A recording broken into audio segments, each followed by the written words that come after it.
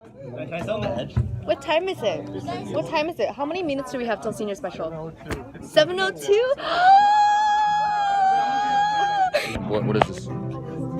It's a vlog?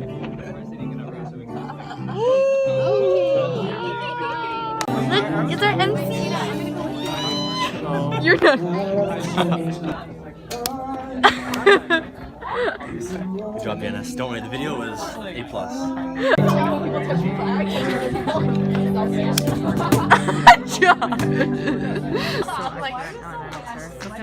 Good evening. Good evening. Good evening. Can we just start off by just moving a little closer up to the front, please? And then we'll begin.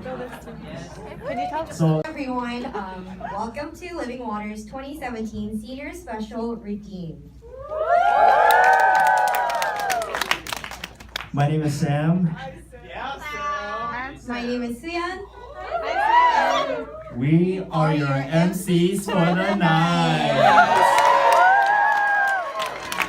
Tonight, our senior class has prepared a time to share the stories and love that our Heavenly Father has brought upon our Living Water family. Every experience throughout the years has brought us to where we are today. Through every experience, we are reminded of His love and grace. We would like to invite each and every one of you into our stories tonight. Please join us on this journey where we began as tiny, confused freshmen to seniors who grew up just a little bit more. You know something? What? Was it just me, or did that commentator on the right look just absolutely handsome? That's so weird of you. I was thinking the same thing! Anyways, in all seriousness, next up we have two testimonies from two different individuals. Our first speaker is a home group leader for the freshman club. We're giving it one more Let's give a Please give a warm welcome to Jamie Lee. What it means to be dependent on God each day. One more time. Nevertheless, please welcome her with love as we introduce Christine O.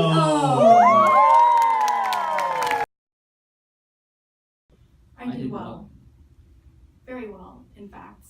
I knew how to manage my time, and I understood my capacity. I worked hard, I had motivation, I was successful.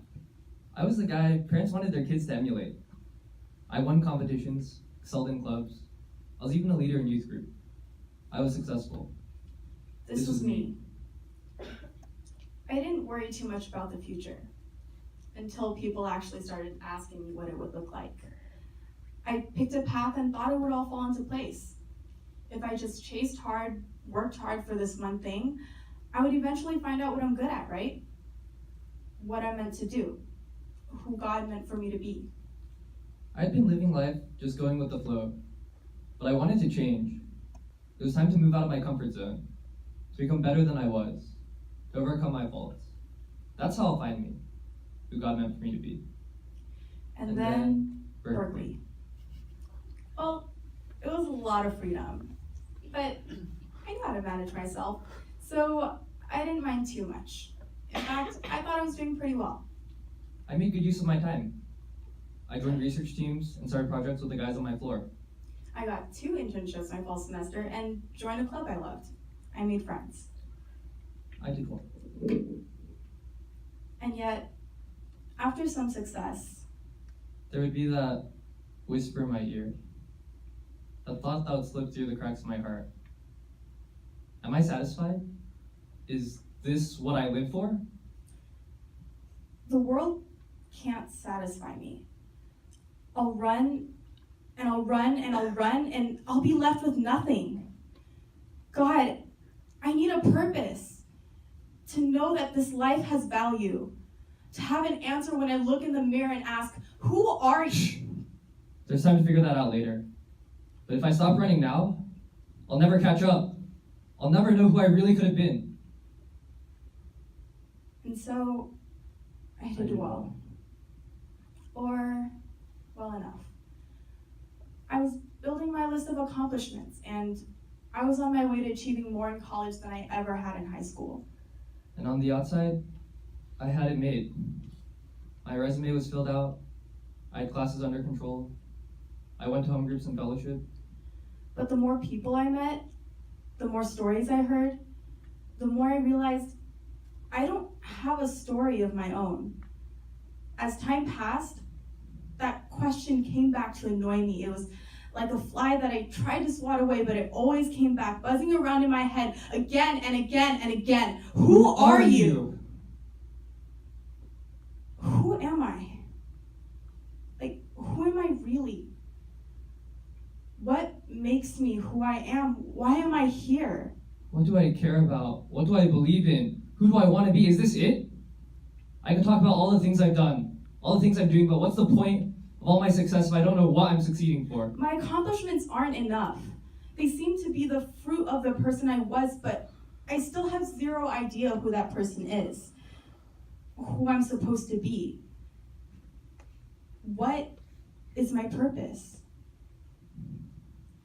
I know I'm supposed to live for God, but isn't this part of my life mine? I don't know anymore. Finally, no longer a freshman. I'm taking classes I love. I'm living with my friends in a place I get to call my own. Finally, this is exciting. I know the campus, I know where I'm going and what I'm doing. Finally, I got this. I understand this whole college thing. I'm ready for anything. Do you have time to Yes. join? I'm not doing it. I'm not busy enough. Sunday service felt a little empty today. Only 3 people came to home group this I went to large group, but none of my friends were there. Would you like to donate? Yes, I'm not doing enough. I'm not busy enough. We had a class hangout, but it was the same 5 faces. I posted on our page, 45 people saw it, but only 1 person responded. Nobody responds. It feels like I'm the only committed person in my class. Want to get involved in stuff? Yes, I'm not doing enough. I'm not busy enough. God, where did all your people go? Fill this church, unite this class. This church is so empty. God, you let everyone leave. My friends are leaving. Do you even see them? I'm praying for unity, but it seems like it's just me. Why am I the only one who cares? Do I even care anymore? We need you to help. Yes. I'm not doing enough. I'm not busy enough. I'm running circles around myself. I feel like a hamster running in a wheel, running, but I'm never going anywhere. I just stay in the same place. I'm busy, but it's not enough. It's never enough. Will it ever be enough? I have to do more. I need to do more. One more meeting just means a little less sleep. I can do that. I can handle this. I guess this is how college is supposed to be. This is a worthy sacrifice, right? Will you buy supplies? Yes, I'm not doing enough. I'm not busy I enough. have to do I more. need to do more. It isn't enough. I don't have any friends because nobody likes being around me. It's probably because I'm so awkward when I talk to people that they think I don't want to engage in conversation. I do, but I just don't know how to let my guard down. What if people notice that my laugh is kind of easier? Just don't laugh at the right things, or that I'm not funny enough. I'll just never be part of the interest because I'm not good enough. Do you hear yourself? Why do you always sound so You dumb when you speak? Everyone is looking at you now. Thinking about how irrelevant and stupid you sound. You should just stop crying with this group because you don't belong. How come I'm the only one struggling? Everyone else has it all together. They always have it all together, even though they're busier. I'm so alone. I'm the one struggling. They have more on their plates, but they're more put together. I'm alone. Nobody else is struggling. Why am I the only one who can't handle this? It's only me falling apart at the seams. I'm alone. God, are you even there? Because I don't feel like you I'm and the I only can't one hear trying to you. see things I through can't your sense eyes. you. I You kept left praying me to you. here Do you in hear the me, midst of God? absolute You feel chaos alone. with a But you thousand keep trying meetings, to no write time no to idea sleep, who no understands. community or friends. God, you don't see me. No longer a freshman, but why does this place still feel so foreign? These classes just got bigger and living with friends is so hard. I thought I knew this campus, but I have no idea what I'm doing here. This whole college thing is just so much different than I thought it would be. He predestined us for adoption in Christ Jesus. In love, we were predestined according to his will. But he doesn't accept me. Why would he accept me? How could he accept me? He created us in his image. In his image, we were created, but I wasn't. Not only am I unworthy to bear his image, I will never be worthy enough to bear his image. I will be with you always to the end of the age. To the end of the age, I will be with you. But there's no way he is with me. He has left me to fend for myself.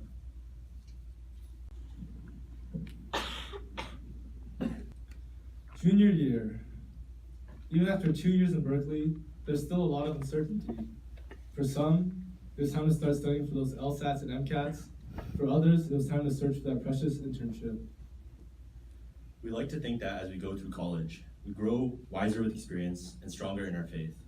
We like to think as we hit the second half of our college careers, the problems we faced in our first half are past us. Whether or not we become wiser, the trials never stop, but the testing of our faith produces perseverance. The future is hazy with uncertainties. Though most of us hate to admit it, we are really not in control of our situations. As time passed, we realized how blessed we are to have the opportunity to share life side by side with one another together.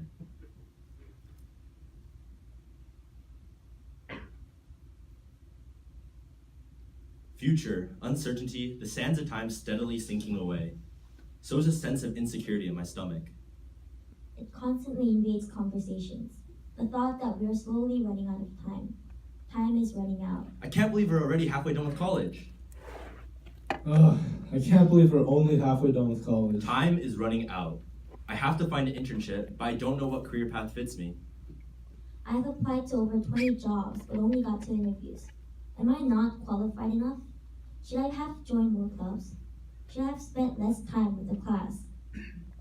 I'm on autopilot, just going through the motions. Do I really even want this job? I've just been doing what I've always been told to do. I'm just waiting for God to come crashing down upon me. While we cannot foresee what God has in store for our future, we are comforted by the fact that God is the one who knows us best. The one who cares for us. The one who is with us at all times. Between sophomore year and junior year, God taught us perseverance. He taught us to remain steadfast when the journey gets rocky. He taught us to love when our relationships are shallowed or strained. Just as time is running out for us before we have to enter the real world, the time we can spend together is also ticking away. God does not define community as a group of acquaintances that spend Friday nights and Sunday afternoons together. God requires that we struggle together as one body. To rejoice as one body. To be a family. Our class voted for one huge home group for that fall semester. One home group, once a week for 2 hours. Our class came together to share our lives with one another. And in that home group, God worked so faithfully. The members of our class finally began committing themselves more. God filled us with a heart to be one class. Was everything perfect our junior year? Of course not. There are always trials, there are always sleepless nights, there are always uncertainties about the future, storms that rock our lives. But we stand firm, knowing that we are under the care of God who is in full control. God gifted us this family that we can rely on during rough seasons. He gifted us this family that celebrates with us through our accomplishments. And a family that keeps us accountable through the highs and through the lows. God has placed the parts in the body, every one of them, just as He wanted them to be. If they were all one part, where would the body be? As it is, there are many parts, but one body.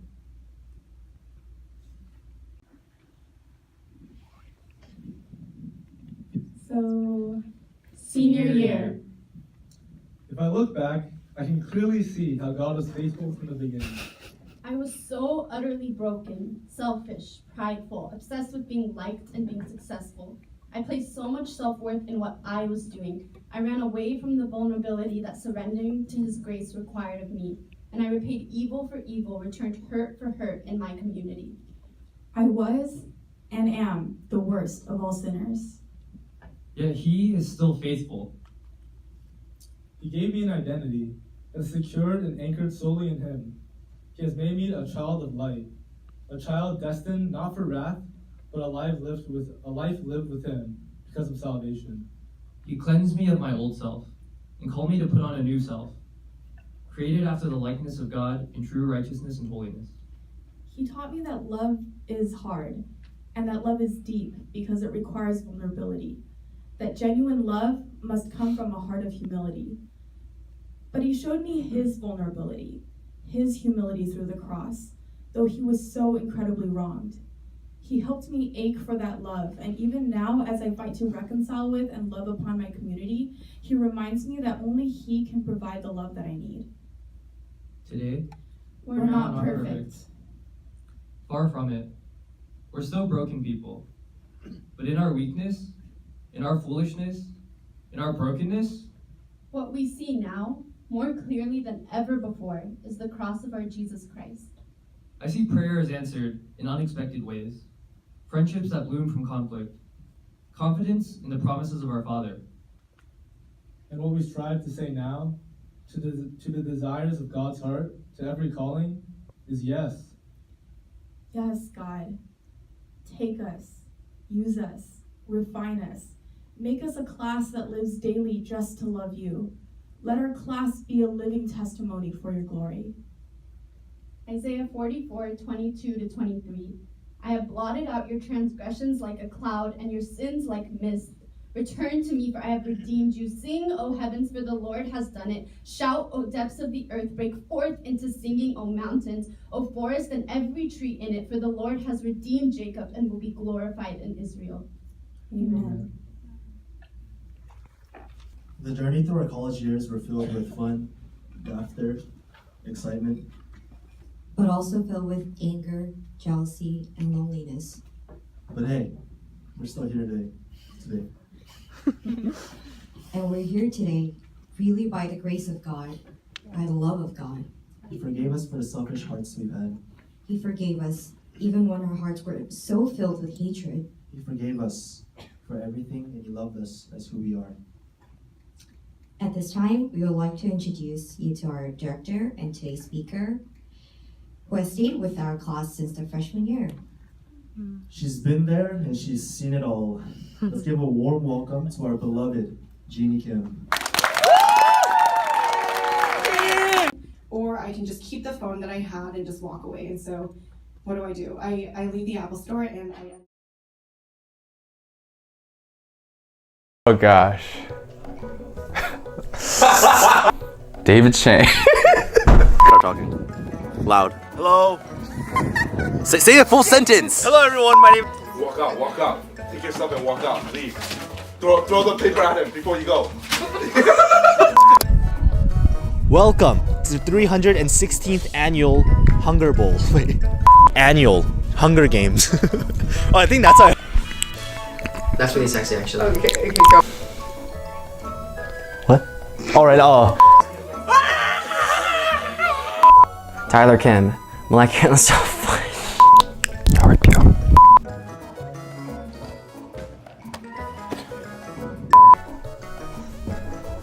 Sam Che. Wait.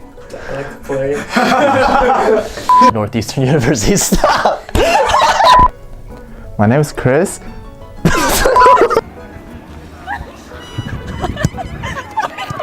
To definitely look out for tonight's game is Team. Tyler Kim. Oh shoot. Tyler Kim. Oh shoot, go. And the serious one. Tyler Kim. No. No.